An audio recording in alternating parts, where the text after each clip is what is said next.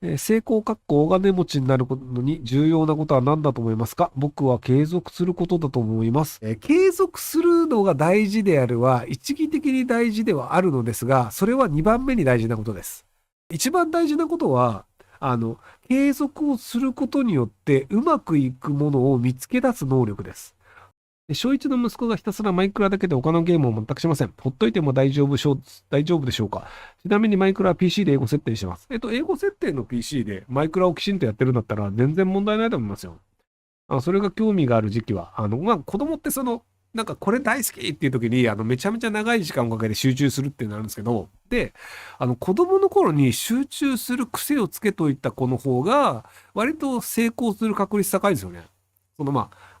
嫌いなものに集中できる子の方が学校の成績良くなるんですけど、ただ嫌いなものじゃなくても好きなものだけでもめちゃめちゃ集中できるっていうのがあると、何かこれやりたいって時に2時間3時間で集中できたりすると、それだけでなんか毎日のようにやると結構いろんなものが習得できたりするんですよ。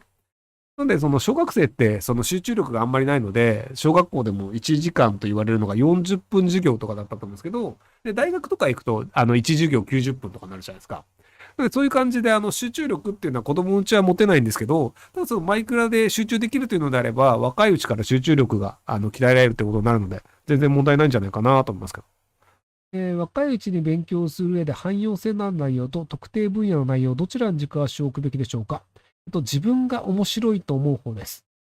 自分が好奇心とか興味を持って勉強できるものを自分から調べていくっていう癖をつけて、で、そのものを調べたり覚えたりするの楽しいよねってなると、で、それでまた別に自分になんか将来必要なものがあった。例えばじゃあ今はポケモン超好きです。で、ポケモンのなんかそのモンスターの技を覚えるのが超楽しいですっていうので、僕それでいいと思うんですよ。将来ほとんど役立たないんですけど、でただ、じゃあその元素記号とかマジ面白いんじゃねとか、でその科学とかで、そのなんか二酸化マンガンにオキシドールをかけたら、なんかで、気体が出るらしいぞみたいな、っていうのが面白いって感じるかもしれなくて、で、それはじゃあなんか元素記号表っていうのを覚えると、これがじゃあなんかその H と2、なんか H2 と O をつけたら水になるんだみたいなのとかも、好奇心を持って覚えられるかもしれないので、で自分が興味を持って覚えるものが何かっていうところで考えればいいんじゃないかなと思いますけど。なので、そこで錬金術師になるんだって考えて、その金の前の元素に対して、めちゃめちゃエネルギーを加えたら、これ金になるんじゃねっていうので、研究してみようみたいなので、それを研究するようになるかもしれないので、あの、硫化水素で遊ぶなよってなんですけど、一応危険な、その薬品はなるべく遊ばないようにしておいてもいいと思うんですけど、なので、いや、何を興味が持ったらその人にとって、人生楽しくなるかわからないので、なので、いろんなものに興味を持つっていうのをやればいいんじゃないかなと思うんですけど、で、何が役に立つかって分かんない時代なんですよね。で、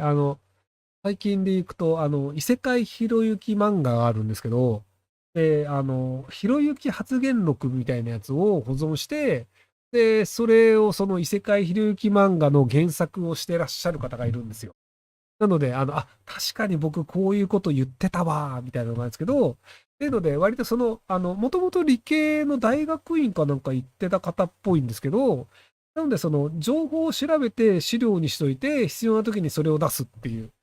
結果としてその漫画の原作者として仕事になってるっていうことなんですけど、なので何がこう世の中に役に立つかわからんっていうのもあるので、なので何か興味があるものを調べるっていう癖自体は、生きていく上ではいろいろ役に立つことがあるんじゃないかなと思います。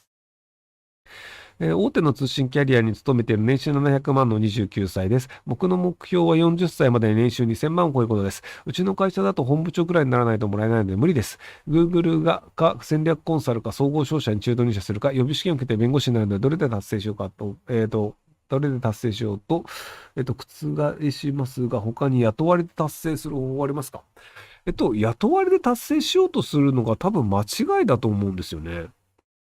じゃあ、例えば Google に行ったとして、年収2000万になれるかどうかって、その Google の状況によるんですよね。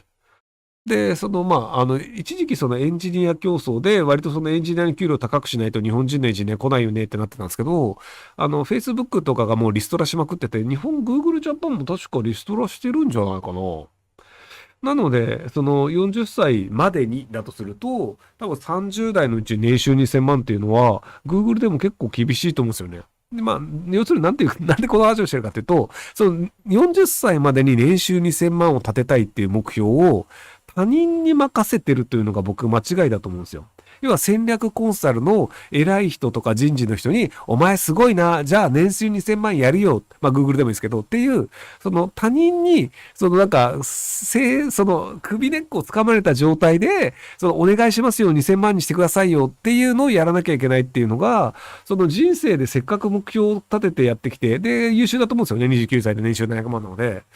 なんでそれであればその副業だったりとかで自分の会社を立てて、で、そこで売り上げを立てるっていう形で、その誰かの思惑とか誰かのそのなんか腹の内で自分の人生が決まるんじゃなくて、自分自身でちゃんと売り上げを立ててって年収を上げていくっていうのをやった方が、角度が高いと思うんですよね。結局その、例えばじゃあ戦略コンサルのいい会社に入ったとして、上司にたまたまめちゃくちゃ嫌われたりすると、もう出世の道は潰れるんですよ。っていうのがあったりするので、なので自分の人生は、なるべくその自分で判断できる領域を広げるっていう風に生きていった方が、幸せな確率は高いんじゃないとか、角度っていうのは確率の角に度です。アングルじゃないです。はい。すいません。確率の角に度で、確かさっていう意味で使いました。すいません。口頭で言うとややこしいですよね。はい。成功大金持ちになるのに重要なことは何だと思いますか？僕は継続することだと思います。コウスケさんが3200円払ってるので、ちょっと長めに話をすると、だからコウスケさんは成功してないんだと思います。えっとね、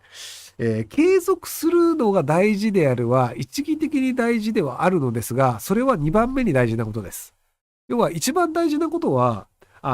継続をすることによってうまくいくものを見つけ出す能力です。例えばじゃあ野球をやってめちゃめちゃ儲けるんだって言って、イチローさんが野球を一生懸命頑張りました。で、その野球で何億円も稼ぎました。でも、イチローさんが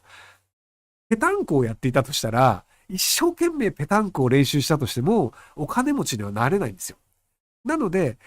まず成功するためのものを見つけて、そこを継続するのが大事なんですよ。なんで IT 系とかで儲けた人も、なんか、うまくいくアプリとか、うまくいくサイトを見つけて、それを作って、で、それを継続したからうまくいってるんですよ。誰も使わないようなサービスを一生懸命やり続けて、このサイト誰も見ないけど、俺10年間ずっと毎日更新してたんですよって言っても、あ、そう、ふーんで終わりなんですよ。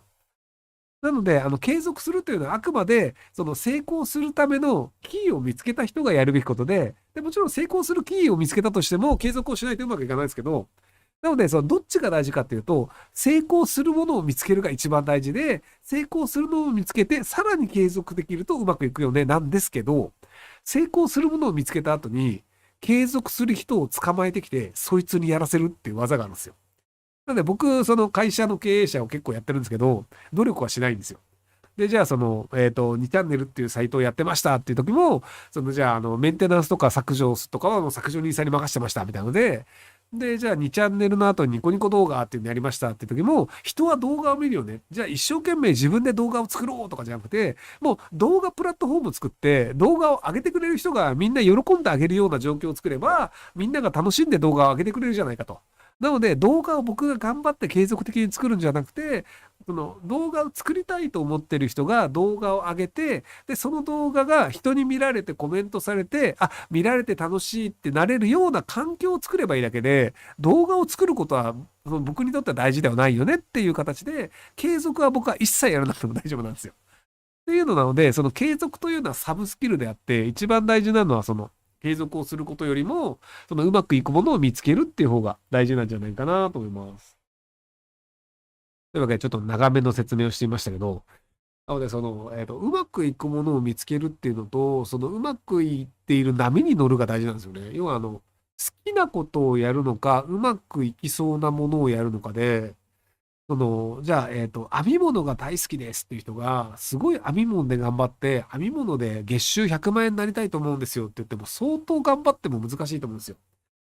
でもなんか金欲しいからじゃあプログラマーになりましたって言って、そこそこ頑張ると月100万円ぐらいそれなりに儲かるんですよ。